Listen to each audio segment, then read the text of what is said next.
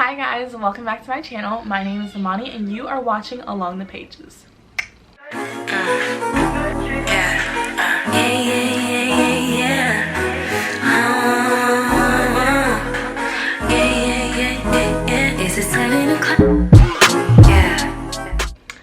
In today's video, I will be doing the if you like this, then you will love this. I used to love watching these type of videos. Sasha Alsberg, when I first got into booktube, she was the first booktuber that I watched, and she did these often. So I figure that I have read a decent amount of books at this point to be able to do this. So I'm really excited, and let's just get straight into it.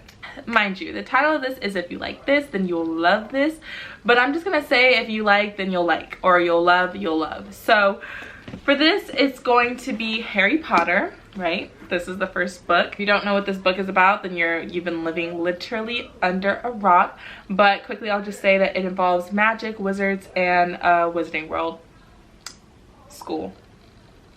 So the book that I say if you like, then you'll like, or if you love, then you'll love. For this, it would be A Shadow Bright and Burning by Jessica Clues. I'm sorry. Yeah, by Jessica Clues. This book is highly underrated. How everyone is on The Last Magician now. They're finally getting into it, but I have been on that book for a while now. How everyone's on to that, I have been on to this book as well, and I guarantee you, I have a feeling that this book is going to eventually working its way up to the top, just like The Last Magician now has. This book has been out for a while. I believe the third book is already out, but I promise you it is so good. They're not wizards in this book. They are what is the word? They are sorcerers. Okay, so they're not wizards, they're sorcerers. I'm pretty sure it goes hand in hand, but it basically follows, you know, pretty much the chosen one type of thing. I know we are all tired of them, but I promise you it's done so well, and it's a female, and we love when it's a female, okay? And she just goes to live in the school, but it's not like this huge grand school how Hogwarts was. It is more of a smaller school, and it's maybe about 10 of them, I believe, in the house. And if I can remember, she's the only girl. So it's really good. I read this a while back. I actually plan to reread it. That way I can get into the next couple of books in the series. But I really did enjoy this book. So if you like magic and you like a magical school and just the chosen one trope just a little bit with a twist on it. Also, this is not high fantasy. So this is also in the real world as well.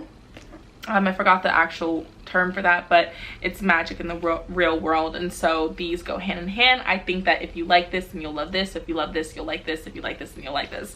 So yeah, Six of Crows by Leigh Bardugo. If you don't know what this is about, it's about a group of misfits going on a heist, and it's in this whole entire magical world. This is not alongside the normal world, so this is completely high fantasy. I believe that's the term of high fantasy. These go hand in hand. So they both go on a heist, they both have magic in them, and they both follow just really strong characters. I don't even know how to describe that correctly, but they both start off in the slums, actually. Yeah, so it's these group of misfits, or in this case pair of misfits on this end and then a group on this end, but still kind of groups for both ends. Actually, I take that back. They're both groups, and they both kind of come from the slums, and they do this heist that's just like it's crazy that they're able to pull it off, and it's just so good. So if you like Six of Crows, then I know you will like The Last Magician. Also, by the way, sorry, The Last Magician is by Lisa Maxwell, and this book follows a girl who has to end up basically going back in time and going on a heist, and she also has magical abilities. People in this world have magical abilities. They're called Magius or something like that. It's basically magicians, and then people in this world have magic abilities, and they are called Grisha. So it's just super good, and I highly recommend both these books. If you love, then you will love. Daisy Jones and the Six, and this book is so small. Sleeping Giants by Sylvain Neuvel. These books have parallels in only the instance of it. Both of these books follow a group of people that have to work on the same team to create something. In this book, they are creating an album, and in this book, they are pretty much creating a robot or recreating a robot. I know it sounds a little weird, sounds like maybe you're not into it if you were into this, but I promise you it is so good. This book takes place in real world, and basically thousands of years ago, a girl, not thousands of years ago, it's about 10 years ago in this book, maybe 20 years ago, a girl finds a hand in the forest, and turns out, no, she finds a finger, and turns out it's a part of this huge hand that's a part of this huge body, but the pieces are scattered all throughout the world. So, you know, the government ends up getting all the pieces, and it's this group that's putting it together. But the reason why these have so many parallel, or remind me of each other so much, is because they take place in interview form. So you're hearing it from all of these different people who are in this group, and you know, it's, you know, some love interest in it, it's a couple of injuries or crazy things that happen to each other, and they're talking about it, and you know, everyone's perspective is kind of different as to how the events played out. And that's the same way as Daisy Jones and the Six. We are following this band, and we just find out how they became the biggest band in the world, and you know, how this happened to that person, or the different relationships within the band. And they are just so good. I know that this is sci-fi, and this is I mean, what is the word, contemporary, I'm sorry.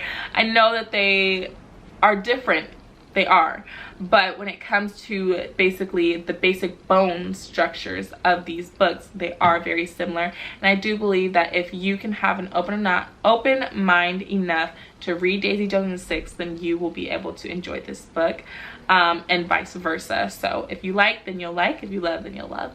I really do recommend both of these books. I gave them both 5 out of 5 stars. I did mention on my other books what I gave them, but all the other books I gave 5 out of 5 stars. So this is a complete 5 out of 5 stars, favorite books type of thing. So for the next one, it is going to be Red Queen by Victoria Aveyard and the Selection Series by Kiera Cass. So I know if you read these books, you're probably like, Imani, where are you getting this from? Where are you getting this from? But hear me out, okay? Mare in this book, I don't want to give anything away, but she ends up finding herself inside of a castle and learning how to, being modified to fit into this castle, and as does America inside of this book. They both end up going on revolutions. You know, they both end up, I don't know, pretty much finding themselves. I don't even know how to completely describe it. They are both in a love triangle, and in that instance, they are so much alike to me. Now, the basic bones of this book, it does also have magic. This book does not have magic, but this book is a dystopian book, and as is this book, but with the concept of magic in it. So they do have parallels. I really truly did enjoy both of these books.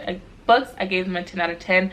I don't know if it's because I read them around the same time that I'm mixing them together in my head and saying that they relate, but again, they both follow 2 women who end up finding themselves in a castle, in a palace, and getting in a love triangle, and it's a revolution going on, and the world is changing, and they are being pampered and prodded into being this person to fit into this castle and the society, and it is just so good.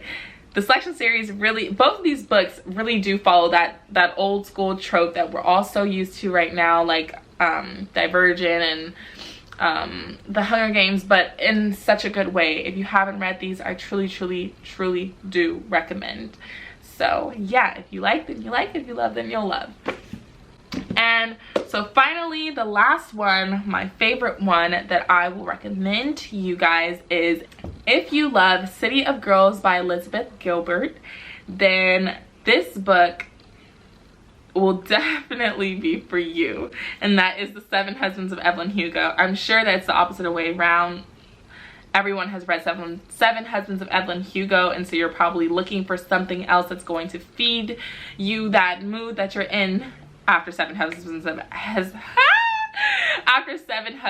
Evelyn Hugo. And believe me when I say that if I honestly read 7 Husbands of Evelyn Hugo last year, and so I wish that this book, City of Girls had been out when I was done reading that book, because I needed something that was similar, and this book is definitely similar.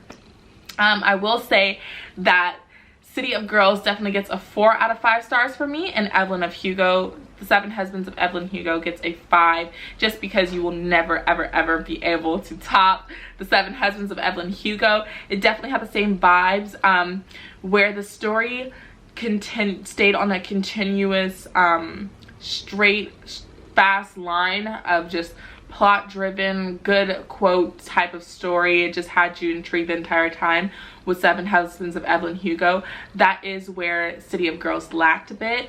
The beginning half of the book was so fast paced. It reminded me so much of the Seven Husbands of Evelyn Hugo. So many great, strong, powerful feminist quotes in here. But as we got further into the book towards the end, it was just kind of like, where did this story go? This isn't where I expected it to go. It just kind of went off the rail for me. But altogether, that book is still very good, and I do recommend it. I believe that if you like City of Girls, then you will love The Seven Husbands of Evelyn Hugo, and if you love The Seven Husbands of Evelyn Hugo, then you will like City of Girls. Just because, again, I don't want to put your hopes up too high, because City of Girls is great, but it will never ever be The Seven Husbands of Evelyn Hugo. I do apologize, but that is just that.